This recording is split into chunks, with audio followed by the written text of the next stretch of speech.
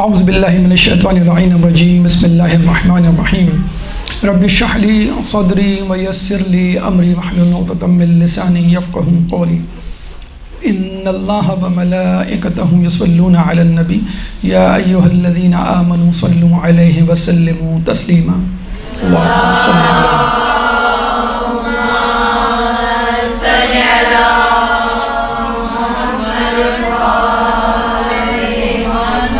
کربلا کے پیغامات کے حوالے سے ہماری گفتگو کا سلسلہ جاری تھا۔ 10 پیغامات پہلی نشست میں آپ کے سامنے پیش کیے گئے، اب بقیہ 10 پیغامات انشاءاللہ آپ کے سامنے پیش کیے جا رہے ہیں۔ 11واں سبق جو ہمیں کربلا کے واقعات سے حاصل ہوتا ہے وہ ہے قربانی۔ جابر بن عبداللہ انصاری امام حسین مظلوم کو روکنے کی کوشش کرتے ہیں اور وجہ یہ بتلاتے ہیں کہ کوفے والوں نے آپ کے بھائی امام حسن مجتبیٰ کے ساتھ برا کیا، چنانچہ وہ آپ کے ساتھ بھی بے وفائی کریں گے، آپ نہ جائیں۔ تو امام حسین مظلوم نے بہت خوبصورت بات کی اور یہ کہا کہ جو کچھ میرے بھائی حسن نے کیا وہ بھی حکم خدا حکم رسول کی تعمیل میں تھا، اور جو کچھ میں کرنے جا رہا ہوں وہ بھی حکم خدا حکم رسول کی تعمیل میں ہے۔ اس کا مطلب یہ ہوا کہ ہمارا امام چاہے وہ پہلا ہو، دوسرا ہو، آخری ہو، بیچ کا ہو، حکم خدا کی تعمیل میں بظاہر اس کا عمل ہمیں متضاد مخالف سمت میں نظر آتا ہو، ورنہ وہ حکم خدا حکم رسول کی تعمیل میں ہوتا ہے۔ مثلا ہم امام حسن مجتبیٰ کو دیکھتے ہیں کہ وہ صلح کرتے ہوئے نظر آتے ہیں، لیکن امام حسین جنگ کرتے ہوئے نظر آتے ہیں، یعنی وہ مصالحت کا راستہ اختیار کرتے ہیں اور آپ جو ہے وہ جنگ کا راستہ۔ امام حسن جو ہے وہ کمپرومائز کرتے ہیں اور وہ جو ہے ایگریسو ایٹیچیوڈ رکھتے ہیں۔ تو ایسا کیوں ہے؟ تو اگر آپ دیکھیں تو امام حسن نے جو کچھ کیا، مصالحت ہو یا کمپرومائز کچھ بھی ہو، وہ دین کے مفاد میں کیا۔ کیوں؟ کہ اس وقت اتنے لوگ ان کے پاس نہیں تھے، بہت ہی کم، انگلی پہ گنے جنے جالے والے لوگ، اگر وہ بھی ضائع ہو جاتے نعوذ باللہ کچھ بھی نہ بچتا۔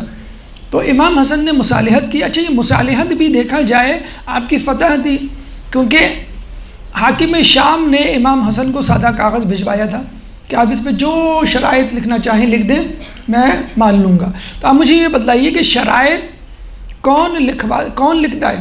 وہی لکھتا ہے جو فاتح ہوتا ہے۔ مباہلہ میں ہم دیکھتے ہیں مباہلہ نہیں ہوا، کینسل ہو گیا، تو فتح کس کی ہوئی؟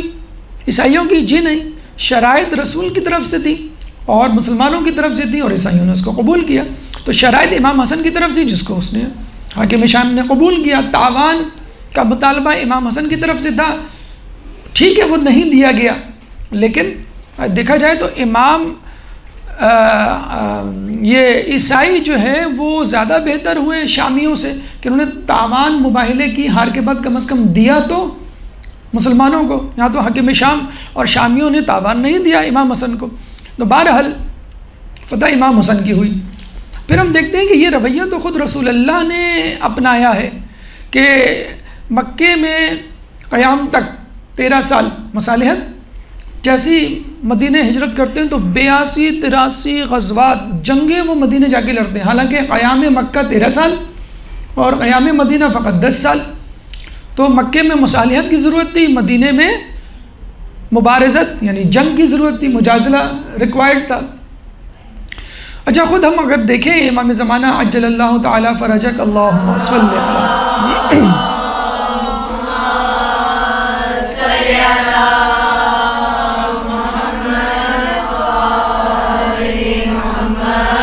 جب وہ آئیں گے تو فوراً تلوار لے کر وہ شروع نہیں ہو جائیں گے، بالکل اسی طرح جس طرح رسول اللہ نے کیا، یعنی مکی دور میں مصالحت، تبلیغ زبان سے، اور اس کے بعد جو لوگ نہیں مانیں گے تلوار سے۔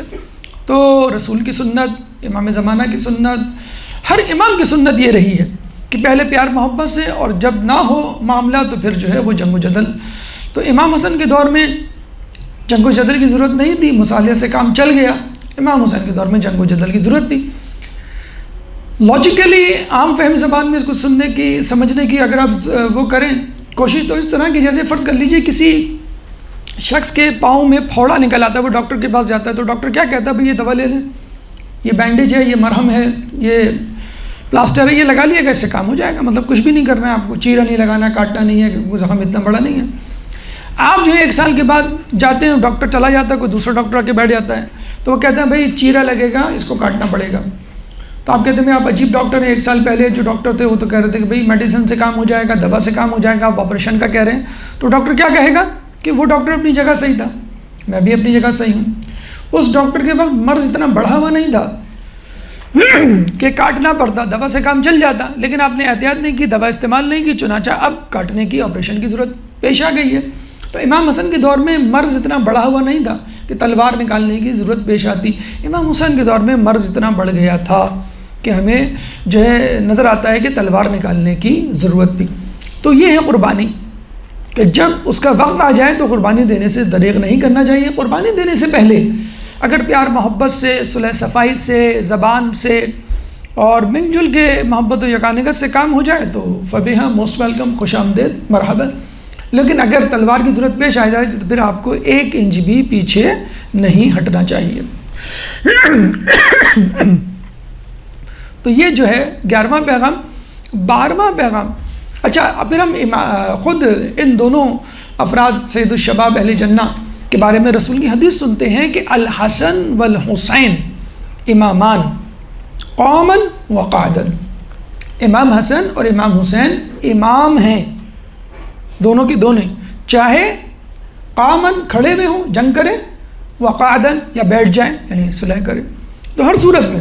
تو یہ کہنا نعوذ باللہ، جیسے کہ کچھ لوگوں نے کہا یا مذل المومنین نعوذ باللہ من ذالک، کس کو؟ امام حسن کو، کہ مومنین کو ذلیل کرنے والے، آپ کے بابا امیر المومنین تھے، آپ مذل المومنین، کیوں؟ آپ نے جنگ کی، آپ نے جنگ نہیں کی۔ تو امام یہی کہیں گے بھائی جنگ تو میں کرنے جا رہا تھا، میرے لوگوں نے حاکم شام کی رشوت دینے کی وجہ سے میرا ساتھ چھوڑ دیا، تو میں تو تیار تھا، اگر لوگ ہوتے تو میں چلا جاتا۔ تو بہرحال تو ہم یہ کہیں گے کہ امام حسن بھی اپنی جگہ صحیح تھے، امام حسین بھی اپنی جگہ صحیح تھے۔ 12واں پیغام جو کربلا سے ہمیں ملتا ہے وہ ہے انکساری۔ اتنی عظیم شخصیت سید الشباب اہل جنہ، رسول کے نواسے، جناب زہرا کے لخت جگر اور علی مرتضیٰ کے نور نظر، اتنی بڑی شخصیت، اور وہ عام افراد سے بھی اس طرح گھلتے ملتے، عزت و تکریم کرتے کہ جیسے وہ ان کے برابر کی خدا نخواستہ شخصیت ہو۔ مثلا میں یزید بن نبیت ایک شخص کے بارے میں ملتا ہے جو بصرہ کے رہنے والا تھا، اس کے 10 لڑکے ہوتے ہیں، سب کے سب جنگجو دلاور۔ وہ امام کی نصرت کے لیے اپنے 2 بیٹوں کے ساتھ عبید اللہ اور عبداللہ بن یزید بن نبیت کے ساتھ نکلتا ہے۔ جب مکہ پہنچتا ہے تو پتہ چلتا ہے کہ امام مکے کو چھوڑ کے ابتحا، دیٹ از نیئر ٹو منا، وہاں پہنچ چکے ہیں۔ اب یہ مکے کو چھوڑ کر ابتحا پہنچتا ہے۔ امام کو خبر ملتی ہے کہ میرا چاہنے والا اپنے 2 بیٹوں کے ساتھ میری نصرت کے لیے مکہ پہنچ گیا ہے۔ تو امام بنفس نفیس خود اپنے قافلے کو چھوڑ کر کہتے ہیں کہ انتظار کرو، میں آتا ہوں۔ مکے آتے ہیں۔ اب اس کو پتہ چلتا ہے کہ امام ابتحا میں ہے، یہ مکہ چھوڑ کے ابتحا چلا جاتا ہے۔ پھر ابتحا آگے پتہ چلتا ہے کہ امام تمہاری تلاش میں مکے گئے ہیں۔ پھر یہ دوبارہ بیچارہ واپس آتا ہے اور بے اختیار امام کو دیکھ کر اس کی زبان سے قرآن کی آیت سورہ یونس غالباً آیت نمبر 15 جو ہے وہ نکلتی ہے کہ بفضل اللہ و برحمتہ فبذلک فلیفرحوا، کہ اللہ کے فضل و کرم سے اور اللہ کی رحمت سے وہ خوش ہوں گے۔ یعنی امام کو دیکھ کر وہ خوش ہو رہا ہے کہ امام جو ہے میرے لیے، میرے استقبال کے لیے آ رہے ہیں۔ اسی طرح علی بن طعان ایک شخص تھا جو کہ ہر کے لشکر کا ایک سپاہی تھا، 1000 کا لشکر تھا ہر کے پاس، جو امام کو روکنے کے لیے آیا تھا کربلا سے آگے، اور پھر کربلا کے مقام پہ روکا گیا تھا امام کو۔ تو علی بن طعان پہلے تو ہر آیا اور اس کا لشکر یعنی 999 افراد، ان کو خوب پانی پلایا گیا، ان کے گھوڑوں کو پانی پلایا گیا۔ پھر علی بن طعان آیا تو وہ ہاپتا کانپتا، سانسیں پھولی ہوئی اکھڑی ہوئی، پیاسا شدید، جب اس کو پانی دیا گیا تو اس سے پانی بھی ٹھیک سے نہیں پیا جا رہا تھا۔ تو امام اس کو کہتے ہیں کہ تم مشک کا دہانہ اچھی طرح پکڑو پھر پانی پیو، لیکن پھر بھی وہ اس کے ہاتھ کپ کپا رہے تھے، تو وہ جو ہے وہ پانی کو بار بار گرا دیتا۔ تو امام نے خود مشک کو ہاتھ میں لیا اور اس کو اپنے ہاتھوں سے بنفس نفیس سیراب کیا۔ تو علی بن طعان لشکر ہر کا ایک عام سا سپاہی دشمن تھا اس وقت علی حر بن یزید ریاحی کی سرداری میں، سپہ سالاری میں. لیکن دیکھیں امام کتنی اہمیت دے رہے ہیں. یزید بن نبید کو بھی اتنی اہمیت دے رہے ہیں، بمنصب نفسی اس کو ریسیو کرنے جا رہے ہیں مکہ. پھر جو ہے علی بن دعان کو اپنے ہاتھوں سے پانی پلا رہے ہیں. پھر ہم کربلا میں دیکھتے ہیں حر آپ کو روکنے والا، بی بی کو رلانے والا، پانی پہ پابندی لگانے والا، میٹنگ بلوانے والا، خط لکھ کر حرملہ یا خولی، عمر سعد، شمر کو بلانے والا، کتنی لمبی فہرست ہے. لیکن جب وہ آتا ہے یا آتے ہیں حر تو امام کیا کہتے ہیں؟ چھوڑ دو، الگ ہو جاؤ، رک جاؤ، میں خود جاؤں گا اس کو ریسیو کرنے، اس کا استقبال کرنے، کیونکہ یہ میرا مہمان ہے. اتنا بڑا گناہ گار، اس وقت تو گناہ گار ہی تھا لیکن توبہ کے ارادے سے آیا تھا. امام بنفس نفسی خود گئے اور اس کو انت اخی فی الدنیا والآخرہ یہ تک کہا، بی بی کا رومال جو ہے اس کو دیا. تو یہ امام کی انکساری تھی. جان غلام سیاہ فام جب اپنی آخری سانسیں لے رہا تھا تو اس کا سر اپنے زانوں پہ رکھتے ہیں اور وہ کہتا ہے کہ امام میرے جو ہے وہ نجس خون کو اور میرے سر کو اپنی زانوں پہ تو نہ رکھیں. تو امام نے کہا کہ نہیں. تو امام کے لیے ہر کوئی قیمتی تھا، حر بھی قیمتی تھا، جون بھی قیمتی تھا، یزید بن تعین نبید بھی قیمتی تھا، علی بن طوحان، حبیب ابن مظاہر، عباس علمدار، تمام لوگ اہم تھے. اور یہ ہمیں رسول کی سنت میں ملتا ہے کہ تواضع انکساری. خود مولا علی کے بارے میں ہمیں ملتا ہے کہ خود خلافت کے دور میں ایک یہودی کے ساتھ ہم سفر ہوتے ہیں تو کوفے سے آگے تک چلے جاتے ہیں. تو یہودی کہتا ہے آپ نے تو کہا تھا آپ کوفے کے رہنے والے ہیں. تو امام کیا فرماتے ہیں کہ ہاں میں کوفے کے رہنے والا ہوں، لیکن ہمارے اسلام میں یہ ادب ہے کہ مسافر اگر ہو کسی کے ساتھ ہم رکاب ہو تو تھوڑا سا آگے تک جاؤ. جیسے ہم اپنے مہمان کو گاڑی تک چھوڑنے آتے ہیں، دروازے تک چھوڑنے آتے ہیں، یہ ایک احترام ہوتا ہے جو امام نے اس کے ساتھ روا رکھا. تو یہ انکساری عیسیٰ علیہ السلام کے بارے میں ملتا ہے کہ وہ اپنے حواریوں کے جو ہے وہ پاؤں دھلایا کرتے تھے. تو یہ طریقہ، یہ رویہ، یہ روش ہمیں اپنے چاہنے والوں کے لیے، ہم جو ایک پولیس مین کی طرح، ایک انسپیکٹر کی طرح، ایک ASI کی طرح، ایک جنرل میجر کی طرح، سپاہی کی طرح سختی کرتے ہیں اپنے بچوں کے ساتھ، اپنے بہن بھائیوں کے ساتھ. تو حالانکہ ہم جو نوازشیں اور آسائشیں اور نعمتیں اور ضروریات زندگی فراہم کرتے ہیں اپنے بچوں کو، اپنے بہن بھائیوں کو، اس سے کہیں زیادہ ہیں جو اہل بیت نے دی ہوں گی دنیاوی حوالے سے. لیکن ہم دیکھتے ہیں اہل بیت کے چاہنے والے، ان کے جانثار کتنا ان پہ جان جھڑکتے تھے. تو ہم ایسا کچھ کیوں نہیں کرتے؟ اپنے چھوٹوں کے ساتھ وہ شفقت کیوں نہیں کرتے؟ رسول اللہ کے جو غلام تھے زید بن حارثہ، وہ غلام نہیں تھے، وہ بہت بڑے قبیلے کے سردار کے بیٹے تھے اور جنگ میں ہاتھ آ گئے تو رسول اللہ نے کو دے دیا گیا، رسول اللہ نے ان کو اپنا غلام بنا لیا. ان کے ماں باپ جب ان کو لینے کے لیے آتے ہیں تو وہ جانے سے انکار کرتے تھے. بتائیں، آزاد زندگی پر غلامی کی زندگی کو، غلامی رسول کی زندگی پہ ترجیح دیتے ہیں. کیوں؟ وہ کہتے ہیں کہ رسول اللہ نے غلام ہونے کے باوجود مجھے آج تک نہیں پوچھا کہ تم نے یہ کام کیوں کیا، تم نے یہ کام کیوں نہیں کیا. جیسے ہم اکثر ڈانٹ ڈپٹ کرتے ہیں اپنے چھوٹوں سے. تو یہ وہ روش ہے انکساری کی، یہ وہ روش ہے عجز کی، احترام کی، جو ائمہ رسول اللہ کی سنت کی اتباع کرتے ہوئے اپنے چھوٹوں سے روا کیا کرتے تھے. تو 11واں پیغام ہمارا جو ہے وہ قربانی ہے، اور اس کے بعد انکساری. 13واں پیغام ہے منافقت. ایک درود پڑھ دے محمد والے محمد. اللہم صلی علی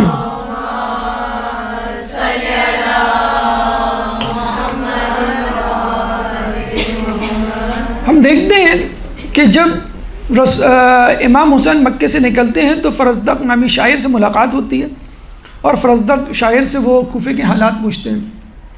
تو شاعر فرزدق کہتے ہیں کہ قلوبہم معاک وسیوفہم علیک، یعنی ان کے دل تو آپ کے ساتھ ہیں لیکن تلواریں آپ کے اوپر. یعنی ویسے تو وہ دم بھرتے ہیں آپ کا، قصیدے پڑھتے ہیں آپ کا، تعریف کرتے ہیں، لیکن وقت آنے پر آپ کی گردن اڑانے سے دریغ نہیں کریں گے. یہ وہ منافقانہ روش تھی جو کوفیوں کی تھی. اور یہ عجیب معاملہ ہے کہ انسان کم منافق ہو جاتا ہے، اس کو پتہ بھی نہیں چلتا. اس کی کئی مثالیں کربلا سے پہلے، کربلا کے دوران بھی ہمیں ملتی ہیں. قاضی شرح کو جب بلایا ابن زیاد نے اور کہا کہ بھائی تم فتویٰ دو امام حسین کے قتل کا، تو قاضی شرح نے کہا کہ بھائی میں قتل کا فتویٰ نہیں دے سکتا، میرے پاس دلائل ہیں. تو ابن زیاد نے کیا دلیل ہے؟ انہوں نے کہا پہلی دلیل تو یہ کہ صحابی رسول ہے، دوسری دلیل یہ ہے کہ وہ جنت کے سردار ہیں، تیسری دلیل یہ ہے کہ وہ جو ہے نیکوکار ہیں، متقی پرہیزگار ہیں اور کچھ نہیں کر رہے جس سے ہماری حکومت کو خطرہ ہو۔ اب یہ کہہ کر اس کو واپس بھیج دیا گیا۔ ابن زیاد نے رات کے وقت اشرفی کی ایک بوری قاضی شریح کے گھر پہنچا دی اور دوسرے دن دوبارہ بلایا اور کہا کہ امام حسین کے قتل کا فتویٰ دو حسین کے قتل کا۔ تو اس نے کہا کہ ہاں میں فتویٰ دیتا ہوں کہ امام یہ حسین جو ہے واجب القتل ہیں۔ اس نے کہا کل تو تمہارا فتویٰ کچھ اور تھا، دلیلوں کے ساتھ تھا، آج تم کو کیا ہوا؟ کہیں آج بھی میرے پاس دلیل ہے۔ کہیں کیا دلیل ہے؟ کہیں حسین جو ہے باغی ہو گئے، حکومت کے خلاف ہو گئے، اور نمبر 2 وہ جو ہے لوگوں کو بہکا رہے ہیں، حکومت کے خلاف اکسا رہے ہیں اور فتنہ فساد پھیلا رہے ہیں، امن و آتشی کی فضا کو خراب کر رہے ہیں۔ اور پھر وہ خاموش ہو گیا۔ تو ابن زیاد نے کہا آپ تیسری دلیل بھول گئے۔ قاضی شریح نے کہا کون سی؟ کہیں وہ جو میں نے کل رات کو آپ کو رات میں بھجوائی تھی۔ تو وہ اشرفیوں کی تھیلی۔ تو آپ دیکھیں ایک دن میں انسان جو ہے وہ منافقت کا روپ دھار لیتا ہے۔ خود عین کربلا میں ہرملہ تیر لیے کھڑا ہے، علی اصغر کی جو ہے وہ چیخیں نکل رہی ہیں، بلک رہا ہے، رو رہا ہے علی اصغر، شہزادہ علی اصغر، اور فوجی اشقیہ بھی رو رہی ہے۔ عجیب لوگ ہیں، تیر ہاتھ میں ہے، کمان میں سے جوڑا ہوا ہے اور منہ پھیر کے رو رہی ہے۔ وہ کسی نے صحیح کہا کہ اگر ہم روتے ہیں اور رونے کے بعد گھر جا کے گناہ کرتے ہیں تو ہم بھی فوجی اشقیہ میں شامل سمجھے جائیں گے، کیونکہ فوجی اشقیہ بھی گریہ کر رہی تھی لیکن اپنے حرام پر، اپنے فاسق قول پر اور عمل پر جمی ہوئی تھی۔ خولی سے کسی نے پوچھا کہ تو سکینہ کے گوشوارے چھین رہا ہے اور رو بھی رہا ہے؟ تو اس نے کیا عجیب جواب دیا، اگر میں نہیں تو کوئی اور چھین لے گا، اور رو اس لیے رہا ہوں کہ یہ خانوادہ اہل بیت کی ایک بچی ہے۔ تو بعض اوقات یہ بھی ہوتا ہے کہ آپ اہل بیت کے ماننے والے بھی ہوتے ہیں، آپ جو ہے وہ امام حسین کو امام بھی کہہ رہے ہوتے ہیں، لیکن اس کے ساتھ ساتھ وہ کام کر رہے ہوتے ہیں جو امام حسین کے مرضی کے، اسلام کے خلاف ہوتے ہیں، جو جس کے لیے امام نے قربانی دی۔ امام کیا کہتے ہیں، اگر کوئی شخص اپنے وطن میں داڑھی منڈواتا ہے تو گویا ہم پہ چھریاں چل رہی ہوتی ہیں ہمارے دل پہ، یعنی ہم کو وہ تکلیف پہنچا رہا ہوتا ہے۔ تو اس طرح کا کوئی بھی عمل جو حرام ہو، اسلام کے خلاف ہو، جس کے لیے امام نے قربانی دی، امر بالمعروف و نہی عن المنکر، وہی کام ہم کریں۔ تو بعض اوقات انسان کی زبان پر تو ہوتا ہے لبیک یا حسین، لیکن اندر نہیں ہوتا۔ بعض اوقات تو انسان رو رہا ہوتا ہے، پھر انہی آنکھوں سے انٹرنیٹ اور ٹی وی پہ جو ہے وہ گناہ کر رہا ہوتا ہے، کہہ رہا ہوتا ہے کہ میں امام کے ساتھ ہوتا تو یا لیتنی کنت معکم فافوزا فوزا عظیما، میں یہ کرتا، میں وہ کرتا۔ کہتے ہیں ایک شخص یہی کہتے کہتے سو گیا، اس نے خواب میں دیکھا کہ وہ کربلا میں موجود ہیں اور امام ظہر کی نماز پڑھ رہے ہیں اور امام کے آگے وہ کھڑا ہوا ہے کہ جو تیر آ رہے ہیں ان کو اپنے سینے پہ روکے۔ تو کہتے ہیں کہ جب تیر کوئی آتا تو وہ کبھی دائیں طرف ہو جاتا، کبھی بائیں طرف ہو جاتا، یعنی کہ تیروں کو گزرنے دیتا، نعوذ باللہ وہ پیچھے جا کے امام کو لگیں، کسی کو بھی لگیں، اس کو اس کی پرواہ نہیں۔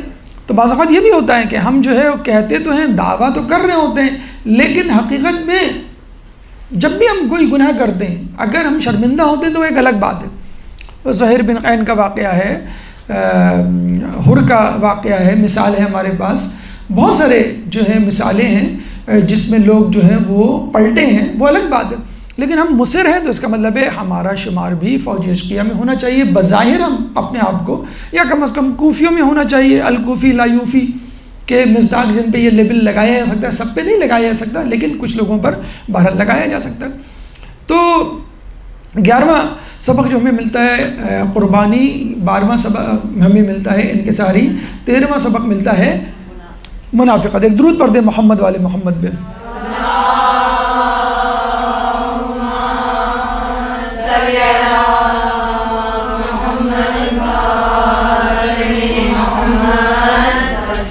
چودھواں سبق ہے توبہ۔ حر کی توبہ کس کو نہیں یاد؟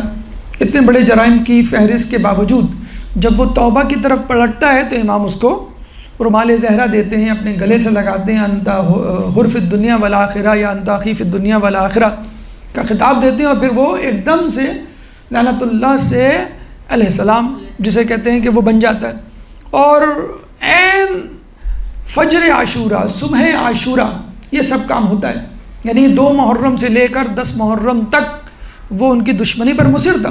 امام کہہ سکتے تھے کہ بھئی اب کیا آئے ہو، اب تو سب کچھ ہو چکا ہے، اب تو جنگ بس شروع ہونے والی ہے، اب کیا فائدہ، اگر تم مجھے جانے دیتے یا تم اس سے پہلے کچھ کرتے تو بات تھی. لیکن امام نے کوئی باس پرس نہیں کی. جیسے ہم کرتے ہیں نا، کوئی ہم سے معافی بھی مانگتا ہے تو ہم جو ہے وہ پرانے گڑے مردے اکھاڑنے لگتے ہیں، بھئی تم نے یہ کیا یہ کیا یہ کیا. لیکن جب وہ آتا ہے تو فوراً جو ہے وہ اس کو، اور یہ کہہ کر وہ ڈٹرمنٹ اور بالکل پرعزم طریقے سے آتا ہے. جب لوگ کہتے ہیں کہ بھئی مت جاؤ، کیوں جا رہے ہو، حسین تمہیں نہیں قبول کریں گے، اتنی تم نے زیادتی کی ان کے ساتھ، جب واپس آؤ گے تو ابن زیاد اور عمر سعد بھی تم کو نہیں قبول کریں گے. تو انہوں نے کیا کہا تھا حر نے کہ میں رحمت للعالمین کے نواسے کے پاس جا رہا ہوں، مجھے یقین ہے کہ وہ مجھے جو ہے وہ معاف کر دیں گے، اور پھر ان کو معاف کر دیا جاتا ہے. اسی طرح ایک شخصیت زہیر بن قین جن کا نام آپ سنتے ہیں، بنیادی طور پہ وہ شیعان عثمان میں سے تھے. شیعان عثمان یعنی جنگ جمل میں علی کے خلاف تھے، جنگ صفین، جنگ نہروان. تو علی کے خلاف لڑنے والے، تلوار نکالنے والے بھی امام کے ساتھ آ جاتے ہیں. کیسے؟ کہتے ہیں کہ امام جو ہیں وہ جب گزر رہے تھے ایک جگہ سے، مکے سے کربلا کی طرف، تو خیمہ لگا ہوا دیکھا، پوچھا تو کہا کہ یہ زہیر بن قین ہے. یعنی کون زہیر بن قین؟ شیعان عثمان، علی کے خلاف تلوار لے کر آنے والا. اب وہ کہہ سکتے تھے کہ بھئی چھوڑو، یہ تو ہمارا دشمن ہے، آگے چلو. لیکن پھر وہی بات کہ ارید آمر بالمعروف و انہی عن المنکر، میں جو ہوں امر بالمعروف و نہی عن المنکر کے لیے نکلا ہوں. تو ظاہر سی بات ہے آپ امر بالمعروف و نہی عن المنکر تو اس کے ساتھ کریں گے نا جو راہ راست پر نہ ہو، جو پہلے سے ہو اس کے ساتھ کیا کرنا. تو امام نے اپنا نمائندہ بھیجا کہ جاؤ اس کو بلا کے لاؤ. یہ اپنے قبیلے والوں کے ساتھ اور گھر والوں کے ساتھ کھانا کھا رہا تھا. اس نے سنی انسنی کر دی، یعنی قاصد حسین کی بات کو توجہ نہیں دی. تو اس کے گھر والوں نے، خصوصی طور پہ اس کی زوجہ کا نام آتا ہے ویلم بن عمر، اس نے کہا کہ تم کو امام بلا رہے ہیں، کم از کم ان کی بات تو سن کر آؤ. تو اس نے دیکھا کہ تمام لوگ، خصوصی طور پہ میری زوجہ جو ہے، اسے کہتے ہیں نا کہ خواتین کا کردار کربلا میں، تو یہ بہترین جسے کہتے ہیں کہ کردار. تو اپنی بیوی کے کہنے پر جو ہے وہ جاتا ہے، اور جب پلٹتا ہے تو عجیب اس کی صورتحال ہو جاتی ہے. کیا کہتا ہے تمام لوگوں کو کہ بھائی میں جا رہا ہوں امام کے ساتھ، اور تم لوگوں کا میرا کوئی واسطہ نہیں، اگر کوئی چلنا چاہے تو ٹھیک، ورنہ. اچھا اپنی بیگم کو بھی کہتا ہے عجیب کہ میں تمہیں طلاق دے رہا ہوں اور تم جو ہے چاہو تو اپنے گھر. تو بیگم اس کو کہتی ہے کہ تم کو بھیجنے والی تو میں تھی اور تم مجھے ہی چھوڑ کے جا رہے ہو. تو پھر کہتے ہیں کہ وہ اپنی زوجہ کو، ویلن بن عمر کو اپنے ساتھ لے کر جاتا ہے. تو اتنا بڑا جسے کہتے ہیں کہ دشمن ایک دم سے امام کا ساتھ ہو جاتا ہے. کیوں؟ امام کے دل میں اس کے لیے رحمت للعالمین کے نواسے کے دل میں، جس طرح رسول کے دل میں، جس طرح خود اللہ کے دل میں. اللہ تعالیٰ سورہ زمر آیت نمبر 53 چیپٹر 39 ورس نمبر 53 میں فرماتا ہے قُلْ يَا عِبَادِيَ الَّذِينَ أَسْرَفُوا عَلَىٰ أَنفُسِهِمْ لَا تَقْنَطُوا مِن رَحْمَةِ اللَّهِ إِنَّ اللَّهَ يَغْفِرُ الذُّنُوبَ جَمِيعًا. کہ کہہ دو عبادت گزاروں سے، میرے بندوں سے، جب اسراف کر بیٹھیں اپنے نفس پہ، یعنی گناہ کر بیٹھیں، تو وہ لا تقنطوا، وہ مایوس نہ ہو من رحمت اللہ، اللہ کی رحمت سے. کیوں؟ کہ اللہ تعالیٰ ان اللہ یغفر الذنوب جميعا، اللہ تعالیٰ تمام گناہوں کا معاف کرنے والا ہے. تو حر اتنا بڑا گناہ گار، حر کے بعد زہیر بن قین اتنا بڑا گناہ گار. تو ہم تو حر اور زہیر جیسے گناہ گار نہیں ہیں. تو ہم یہ کیوں نہیں سوچتے کہ ایام عزا ہیں، ایام محرم ہیں، مجالس میں ہم بیٹھے ہوئے ہیں، کیوں نہ ہم اپنے گناہوں کی معافی مانگیں. ایام عزا گزرنے سے پہلے حر کی طرح، زہیر بن قین کی طرح امام کے ساتھ آ جائیں اور مایوسی کو چھوڑ دیں. تو یہ وہ توبہ ہے کہ جس کے لیے انسان کو تیار رہنا چاہیے. اور یہ ایام کربلا کے واقعات سننے کے بعد بہترین وقت ہے انسان اپنی توبہ جو ہے وہ کرے، گناہوں سے معافی مانگے. تو 15واں جو پیغام ہمیں اب ملتا ہے وہ ہے حقیقی فائدہ. زہیر بن قین، یہی زہیر بن قین جب آ کے کہتے ہیں کہ بھئی میں امام کے ساتھ جا رہا ہوں، you go your way me go my way, mind your own business, ہم ہمارے راستے علیحدہ ہیں. تو یہی زہیر بن قین سلمان فارسی کا ایک قول نقل کرتے ہیں کہ ایک دفعہ ہم فلاں جنگ میں تھے، تو سلمان فارسی نے ہم کو جب دیکھا جنگ کے بعد ہم مال غنیمت سمیٹ رہے ہیں، تو وہ ہمارے پاس آئے، کہنے لگے کہ تم لوگ بہت خوش ہو مال غنیمت سے. تو ہم نے کہا ہاں کیوں نہیں خوش، ہمیں فتح ملی ہے، مال غنیمت ملا ہے۔ تو سلمان فارسی نے ہم سے کہا کہ تم دیکھنا ایک دن ایسا آئے گا کہ اتنے خوش ہوگے کہ جب تم امام حسین کی سرکردگی میں جہاد کرو گے اور تم کو جو مال غنیمت ملے گا اس سے کہیں زیادہ بہتر ہوگا۔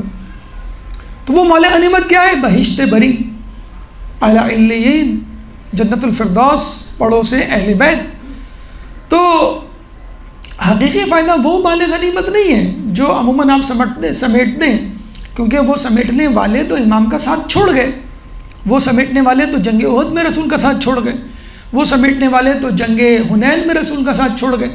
اللہ تعالیٰ فرماتا ہے استسعدون علی بلا تلؤون علی عہد والرسول یدعوکم فی اخراکم، جنگ احد میں کہ تم جو ہے پیچھے پلٹ کے نہیں دیکھتے تھے، رسول تم کو آوازیں دے رہے تھے۔ اس طرح سورہ توبہ آیت نمبر 25 میں فرماتا ہے لقد نصرکم اللہ فی مواطن کثیرۃ ویوم حنین اذ اعجبتکم کثرتکم فلم تغن عنکم شیئا وضاقت شیئا علیکم الارض بما رحبت ثم ولیتم مدبرین، کہ اللہ تعالیٰ نے بہترین مقامات پر تمہاری مدد کی ہے۔ لقد نصرکم اللہ فی مواطن کثیرۃ ویوم حنین، اور یوم حنین کے دن، کس دن؟ اذ اعجبتکم کثرتکم فلم تغن عنکم شیئا وضاقت علیکم الارض، کہ جب تمہیں غرہ تھا، تکبر تھا اپنی کثرت پہ، بہت کثیر تعداد میں تھے، لیکن یہ کثرت تمہارے کم نہیں آئی۔ وضاقت فی الارض، اور وہ زمین تنگ ہو گئی باوجود اپنی وسعت کے، بما رحبت ثم ولیتم مدبرین، اور پھر تم پیٹ پھیر کے بھاگنے لگے۔ اس وقت ابن عباس فرماتے ہیں کہ مجھے قرآن کی یہ آیت سمجھ میں آئی، سورہ بقرہ آیت نمبر 152، کہ منکم من یرید الدنیا ومنکم من یرید الآخرہ، کہ تم میں سے کچھ لوگ دنیا کے طلبگار ہیں اور کچھ لوگ آخرت کے طلبگار ہیں۔ تو جنگوں میں شرکت کرنے والے ضروری نہیں کہ اپنی جان کو داؤ پہ اس لیے لگا رہے ہوں کہ کچھ حاصل ہو، اللہ کی رضا حاصل ہو، مال غنیمت کے لیے بھی جو ہے وہ لوگ آتے ہیں۔ تو حقیقی فائدہ وہ فائدہ ہے جو آخرت میں آپ کو ملے گا، یہ فائدہ نہیں جو دنیا کی صورتوں میں آپ کو ملتا ہے۔ پھر اس کے بعد 16واں فائدہ، 16واں پیغام کربلا کیا ہے؟ لا اکراہ فی الدین، دین میں کوئی جبر نہیں ہے۔ ہم دیکھتے ہیں کہ جب مسلم بن عقیل کی شہادت کی خبر آتی ہے، جب مسلم بن عقیل کا خط آتا ہے جو شہادت کے بعد امام کو ملتا ہے، تو امام سب کو بلا کر خطبہ دیتے ہیں اور واضح طور پہ کہہ دیتے ہیں کہ میں تمہاری جو ہے وہ تمہارے اوپر سے بیعت ہٹا رہا ہوں، اب حالات مختلف ہیں، اب صورتحال یہ ہے کہ پورا کوفہ ہمارے خلاف ہو گیا، بلکہ لوگوں نے بھی بتایا تھا کہ جب ہم آ رہے تھے تو ہم نے مسلم بن عقیل اور ہانی بن عروہ کی لاشوں کو دیکھا جو کہ کوفے کی گلیوں میں گھسیٹی جا رہی تھیں، تو آپ نہ جائیں۔ اب سچویشن بالکل 180 ڈگری تبدیل ہو گئی تھی، اور اب قتل، شہادت، مرنا یقینی تھا۔ تو ظاہر سی بات ہے لوگوں نے پھر کھسکنا شروع کیا، کہتے ہیں کہ امام کا خطبہ ختم نہیں ہوا اور لوگ جو ہے وہ امام کا، کافی لوگ ساتھ چھوڑ گئے تھے، کافی لوگ تھے، کیونکہ ان کو یقین تھا یہ حیدر کرار غیر فرار کے بیٹے ہیں، خیبر شکن کے بیٹے ہیں، خندق و خیبر میں فتح حاصل کرنے والے کے بیٹے ہیں، تو یہ بھی فتح حاصل کریں گے، جب فتح حاصل کریں گے تو ہمیں مال غنیمت ملے گا۔ لیکن اب یقین ہو گیا، اور امام نے بھی بتا دیا دیکھو فتح تو یقینی نہیں ہے، شکست یقینی ہے، شکست یعنی ظاہری شکست، اور قتل اور شہادت ہمارے ذمے ہے، اب تمہاری مرضی ہے۔ تو جو چھوڑ کے جانے والے تھے وہ چھوڑ کے چلے گئے۔ اچھا، اسی امام نے پھر لوگوں کو ایک مرتبہ دوبارہ شب عاشور چراغ بجھا کر کہا تھا جو جانا چاہے چلے جاؤ، یعنی ایک تو سفر کے دوران کہا، اس میں چلے گئے کافی لوگ، پھر کربلا میں بھی کہا بھئی اب میں ایک اور چانس دیتا ہوں اور چراغ بجھا دیتا ہوں تاکہ تمہیں شرمندگی نہ ہو کہ لوگ کیا کہیں گے اور لوگوں کو کس طرح میں فیس کروں گا۔ لیکن اس وقت نہیں گئے جب ہی امام نے کہا کہ مجھ کو میرے نانا یا میرے بابا سے بہتر لوگ ملے ہیں۔ تو اس کا مطلب کیا ہوا کہ امام کے ساتھ جو کربلا میں لوگ تھے وہ بہترین لوگ تھے۔ ہاں، اس سے پہلے کہ لوگ آئے اور پھر لوگ چلے گئے، کچھ لوگ روک رہے تھے، کچھ لوگ مخالفت میں تھے، ہنس رہے تھے، نعوذ باللہ۔ جب یہ کہا جاتا ہے کہ غدیر عوام کی کربلا ہے اور کربلا خواص کی غدیر ہے، غدیر میں بیعت کی گئی لیکن توڑ دی گئی، کربلا میں بیعت اٹھا لی گئی لیکن پھر بھی لوگ نہیں گئے۔ غدیر میں لوگوں نے مبارکباد دی، بیعت کی علی کی بطور مولا، اور لاکھ میں سے چند 100 بھی نہیں ملتے جنہوں نے وہ بیعت قائم رکھی. وہ عوام کی کربلا تھی، یعنی عوام، عام آدمی جن کا ایمان مکمل نہیں تھا، ناقص تھا. اور کربلا میں جن لوگوں نے بیعت کی، ایسی بیعت کی کہ امام کہہ رہے ہیں بھائی جا سکتے ہو، کوئی بات نہیں، میں نہیں مائنڈ کروں گا، نہیں برا بناؤں گا، لیکن لوگ کہتے ہیں کہ نہیں ہم نہیں جائیں گے. تو کربلا خواص کی غدیر ہے. خواص کی غدیر یعنی ایسے خاص لوگ جنہوں نے بیعت کی اور آخر وقت تک اس پر قائم رہے. یہ ہے لا اکراہ فی الدین. ایک درود پڑھتے ہیں محمد و آل محمد بھی. اللہم صلی علی.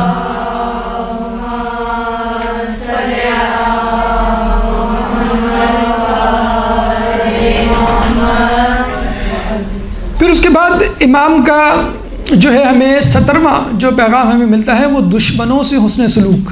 آپ نے دیکھا حر کے ساتھ کیا سلوک کیا. جب وہ آیا تو اس کو پانی پلایا، اس کے گھوڑوں کو پانی پلایا، اور جب وہ صبح عاشور آیا تو کہا کہ ہمیں افسوس ہے کہ جب تم پہلی مرتبہ آئے تھے تو ہم نے تمہارے گھوڑے کو بھی پانی پلایا تھا، آج تمہیں 2 گھونٹ دینے کے لیے نہیں ہے. اسی طرح ایک شخص تھا عبداللہ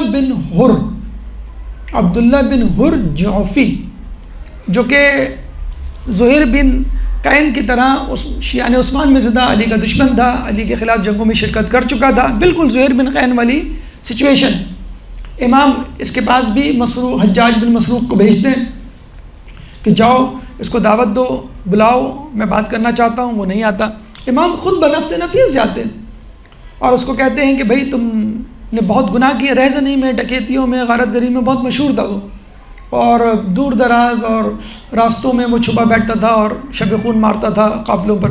تو اس نے کہا امام میں نہیں آ سکتا کیونکہ مجھے یقین ہے کہ آپ نہیں جیتیں گے اور کوفے والے تمام کے تمام آپ کے خلاف ہیں، تو میں تو نہیں جا سکتا، آپ میرا گھوڑا لے لیں. یہ گھوڑا ایسا تیز ہے کہ کبھی اس نے مجھے دغا نہیں دی. امام نے صاف کہہ دیا نہ ہمیں تمہارے گھوڑے کی ضرورت ہے نہ تمہاری ضرورت ہے، لیکن یہاں سے کہیں دور چلے جاؤ، اتنی دور چلے جاؤ کہ جب میں استغاثہ بلند کروں تو تمہیں میری آواز نہ پہنچے، کیونکہ اگر تمہیں آواز، بلکہ کسی کو بھی میری آواز پہنچی اور میری مدد کو نہیں آیا تو وہ گمراہ ہو گیا، یعنی وہ جہنم میں جائے گا اور وہ نیست و نابود ہوگا جس نے میری مدد نہیں کی مجھے دیکھتے ہوئے. کہتے ہیں کہ یہ جو شخص تھا عبداللہ بن حر جعفی، پھر کربلا کے بعد یہ کافی عرصے زندہ رہا. کہتے ہیں وہ شعر پڑھتا رہتا تھا اور اپنے آپ کو لعنت ملامت کرتا تھا. عمر بھر اس کو افسوس رہا کہ کاش میں امام حسین کا ساتھ دے دیتا. تو زہیر بن قین جیسے لوگ بھی تھے جنہوں نے توبہ کی، فوراً آ گئے، اور عبداللہ بن حر جعفی جیسے لوگ بھی تھے کہ جنہوں نے توبہ نہیں کی اور ہمیشہ کے لیے وہ مایوس ہو گئے. پھر 18واں سبق جو ہمیں کربلا سے ملتا ہے، ایک درود پڑھتے محمد والے محمد پہ. اللہم صلی علی محمد والے محمد.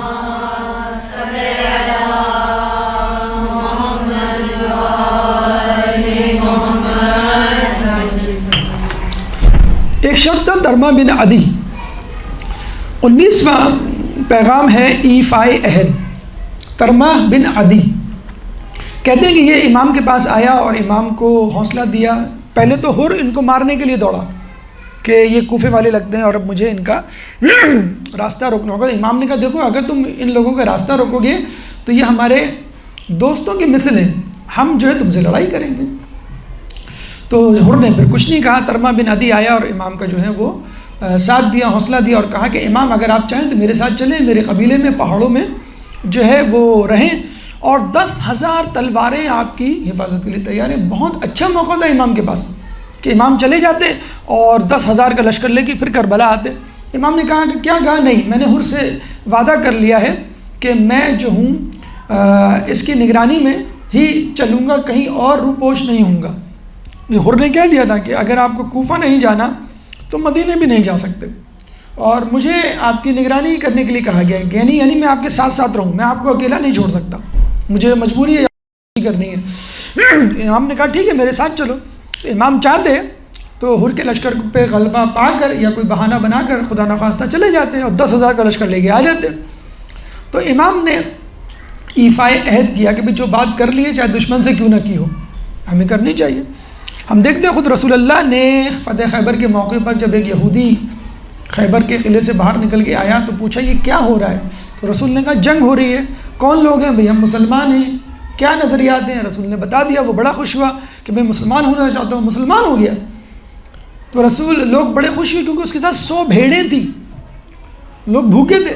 لوگ کہتے ہیں کہ وہ گھوڑے اور دوسرے جانوروں کے جو ہے وہ گوشت کاٹ کاٹ کے کھا رہے تھے. لوگوں نے کہا ہمیں بھیڑیں مل جائیں گی بہت اچھا ہوگا. تو رسول نے کہا نہیں, یہ 100 بھیڑیں جو تمہارے پاس ہیں یہ خیبر میں جن سے تم نے لی ہیں ان یہودیوں کو واپس کرو, پھر ہمارے پاس آؤ. ایفائے عہد یعنی جو اصول جو قوانین ہیں ان کا پاس کرنا ہے. تو امام نے کہا کہ میں جو ہوں عہد نہیں توڑ سکتا جو میں نے اس کے ساتھ کیا ہے, حر کے ساتھ. تو ترمہ بن عدی نے جو ہے پھر وہ ان کا ساتھ چھوڑ دیا. اسی میں 20واں پیغام جو ہے وہ ہمیں ملتا ہے الاہم والمہم, جس کو انگلش میں کہتے ہیں پرائورٹی یا ترجیحات. دیکھیں بعض اوقات جو ہے وہ کچھ کام ہوتے ہیں جن میں آپ کو ڈیسائیڈ کرنا پڑتا ہے کہ بھئی کون سا کام کروں کون سا نہ کروں. مثلا آپ کچھ ٹی وی دیکھ رہے ہیں, کچھ کام کر رہے ہیں, کھانا پکا رہے ہیں یا ہوم ورک کر رہے ہیں اور نماز کا وقت ہو جاتا ہے, سو رہے ہیں.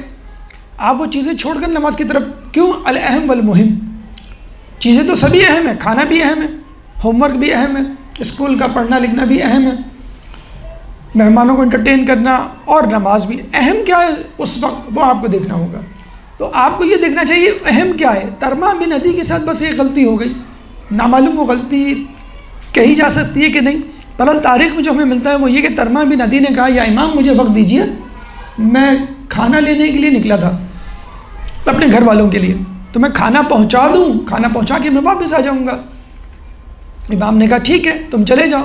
کہتے ہیں جب وہ گیا کھانا پہنچا کے, بظاہر تو یہی لکھا ہوا ہے تاریخ میں کہ اس نے جلدی جلدی کھانا پہنچایا, اپنا کام نمٹایا اور آیا. جب واپس آیا تو پتہ چلا کہ امام کربلا میں شہید ہو چکے, وہ بیچارہ واپس چلا گیا.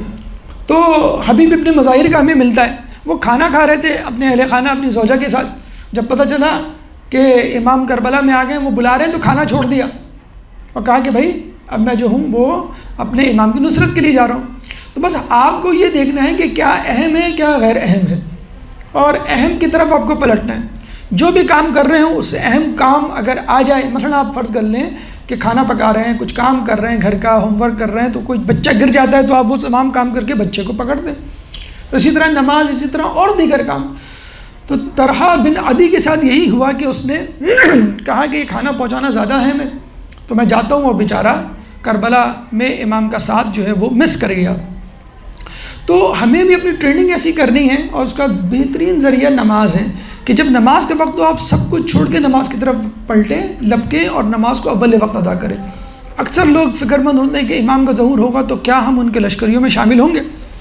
تو ہم یہی کہیں گے ان کے لشکریوں میں وہی لوگ شامل ہوں گے جو نماز کی تعظیم کرتے ہیں, عزت و تکریم کرتے ہیں, نماز کے وقت ایک دم سے نماز کی طرف لپکتے ہیں. تو الاہم والمہم کربلا سے حاصل ہونے والے پیغامات میں 20واں اہم پیغام ہے. انشاءاللہ زندگی رہی تو باقی پیغامات بھی آپ کے سامنے پیش کریں گے. اللہ تعالیٰ سے دعا ہے کہ جو کچھ پڑھا سنا اس پہ عمل کرنے کی توفیق عطا فرما. اللہ تعالیٰ سے دعا ہے کہ جو کچھ سنا پڑھا اس پہ عمل کرنے کی توفیق عطا فرما. اہل بیت کی تعلیمات پر عمل کرنے کی توفیق عطا فرما. جو پریشان حال ہیں ان کی پریشانی کو دور فرما. جو بیمار ہیں ان کی بیماری کو دور صحت کاملہ عطا فرما. جو کرونا جیسے متعدی بیماری میں مبتلا ہیں ان سب کو ان سے محفوظ فرما. مسلمان دنیا میں جہاں جہاں ظلم و ستم کا نشانہ بنے ہوئے ان سے ظلم و ستم کو دور فرما. امام کے ظہور میں تعجیل فرما. ہمیں ان کے انصار و اعوان میں شامل فرما.